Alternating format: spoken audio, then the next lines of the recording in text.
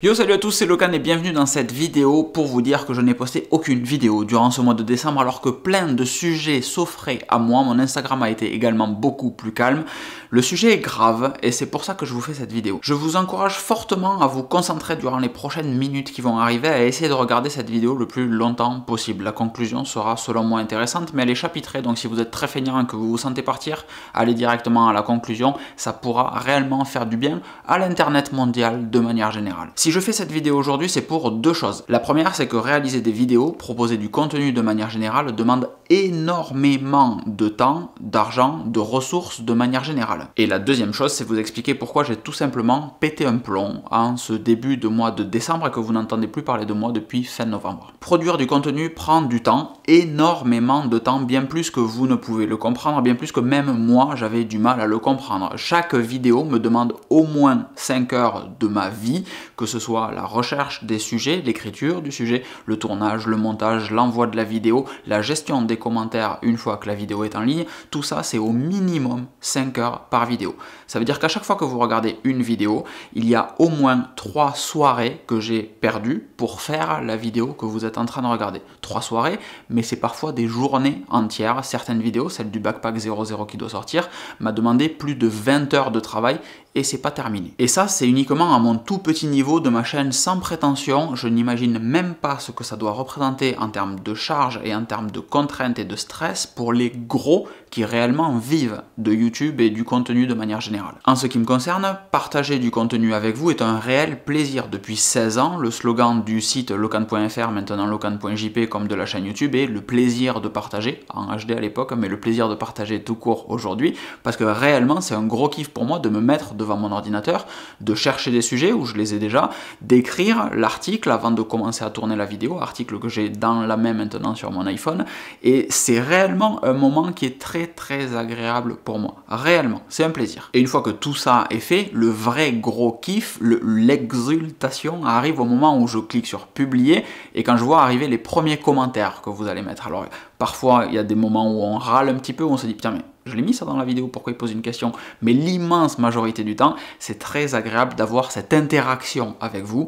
Et c'est pour ça que malgré tout ce temps, malgré tout cet argent, malgré toutes ces ressources que ça demande, je continue par passion de vous proposer du contenu. Le problème avec tout ça, le problème avec le fait que ça soit une passion, c'est que chaque instant de ma vie se transforme en potentiel sujet pour un futur article et je ne vis plus pour moi. J'ai un peu de temps libre, alors j'augmente le rythme de publication. Je suis passé de 1 article par semaine à 3 articles par semaine, mardi, jeudi, dimanche. Quand je pars en randonnée, je réfléchis à l'avance à tous les plans que je pourrais tourner en haut et j'amène tout le matériel que je voudrais tester plus tard, que ce soit des réchauds, que ce soit des sacs de couchage ou peu importe les articles, pour pouvoir tourner tous les plans de coupe en haut qui me seront ensuite utiles à la vidéo que je ferai une fois que je serai revenu à la maison ici. Recevoir un sac, encore une fois, le Backpack 00 qui est génial, vraiment, vous l'avez dans les shorts publiés tout à l'heure.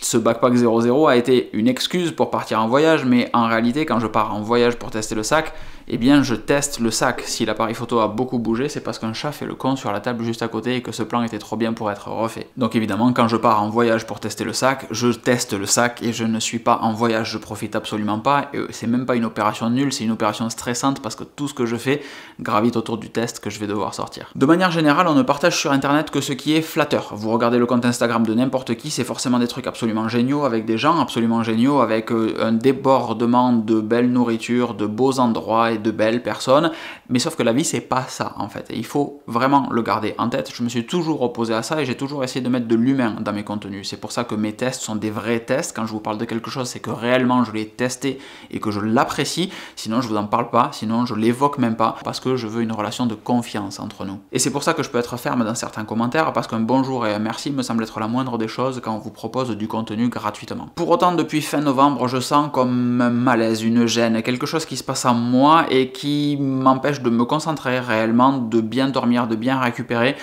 quelque chose qui fait que je suis pas à l'aise. Et le 1er décembre, il y a exactement 15 jours de ça, la manifestation a été criante, littéralement, puisque j'ai fait plusieurs crises, alors d'angoisse, de stress, de panique, de j'en sais rien, je travaille pas dans le médical, je suis incapable de poser un nom sur ce qu'il s'est passé. Toujours est-il qu'il y a eu différentes périodes, réellement, où je m'effondrais sur moi-même, j'étais en sanglots, comme si je venais de perdre mes parents, la personne que j'aime, ou réellement dévasté, sans pour autant savoir pourquoi. Juste des sanglots et plus aucune énergie en moi.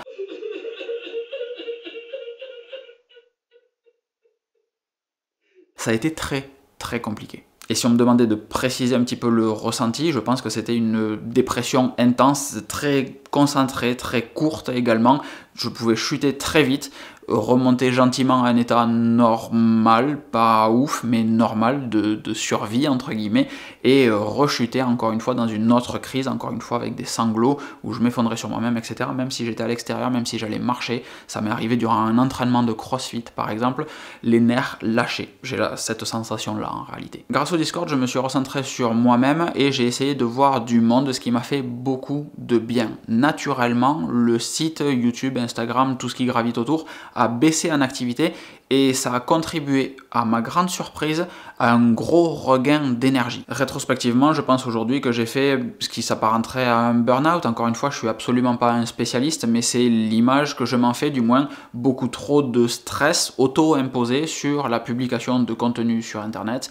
Et une fois que j'ai mis tout ça de côté, c'était fini, ça allait mieux. Ça, c'est le bilan de ce qui s'est passé et on arrive gentiment à la conclusion de cette vidéo, au moment qui, selon moi, est important encore une fois. J'ai appris et compris durant cette période que proposer du contenu doit rester accessoire, une cerise sur un gâteau, quelque chose qui vient en plus de tout le reste. Depuis septembre, j'ai voulu compenser certains manques en étant plus actif, en proposant davantage de contenu, mais ce n'est évidemment pas une bonne solution pour ma santé. L'année prochaine, j'aimerais continuer de sortir au moins une vidéo par semaine, le dimanche à 18h, le classique, mais si j'ai des activités à faire, s'il y a du social, si j'ai une compétition de crossfit, si je suis en voyage, si on m'invite quelque part, si j'ai un repas avec des amis, eh bien ça ne sera pas quelque chose que je m'obligerai à faire. Ce dimanche-là, il n'y aura tout simplement pas de vidéo. J'ai redécouvert le week-end dernier le plaisir de ne rien faire, de rester sur le canapé, là, derrière moi, juste posé avec un livre, tranquillement, et il faisait bon, et juste perdre du temps, entre guillemets, passer du temps à ne pas faire grand chose.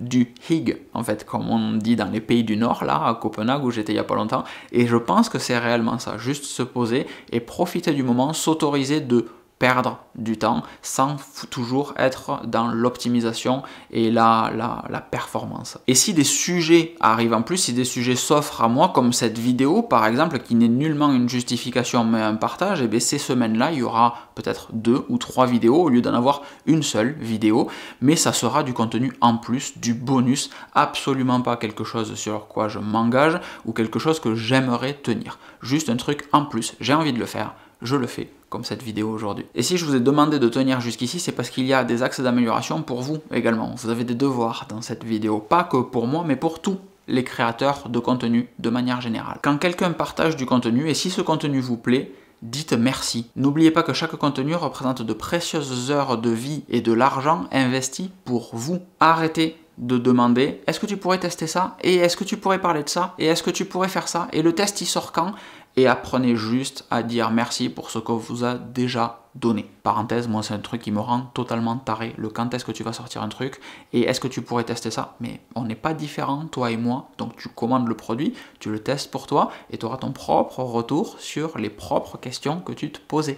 Arrêtez d'être assisté sur ce genre de truc. Et à la fin, j'ai noté que si vous le pouvez, soutenez les créateurs. Alors ça, il y a plein de façons. En partageant le contenu, c'est le truc gratuit et qui fait réellement le plus plaisir. Moi, si vous partagez mes vidéos, ça veut dire qu'il y a davantage de personnes qui voient des trucs que je trouve intéressants. Il n'y a rien de plus flatteur, il n'y a rien de plus intéressant que ça. Partagez le contenu, utilisez les liens traqués. On vous le dit, on vous le répète, mais réellement, utilisez les liens traqués. Faire des dons ponctuels sur les articles qui vous font gagner du temps et de l'argent. Quand on vous propose une vidéo, un test sur un produit en vous disant ce truc il est super bien ou au contraire ce truc il est pas bien, ou si vous avez ce problème là, essayez de voici la solution que je vous propose, c'est des trucs qui vous font gagner du temps, de l'argent. Il y a à un moment, pensez à rétribuer, pensez à récompenser les personnes qui vous font gagner du temps et de l'argent. Merci, oui, si vous avez la capacité financière de faire un don ponctuel sur une vidéo YouTube, faites-le. Faites-le un peu d'humain, s'il vous plaît. Et évidemment, si ça marchait en partageant le contenu, ça marche aussi en s'abonnant au contenu qui vous plaît.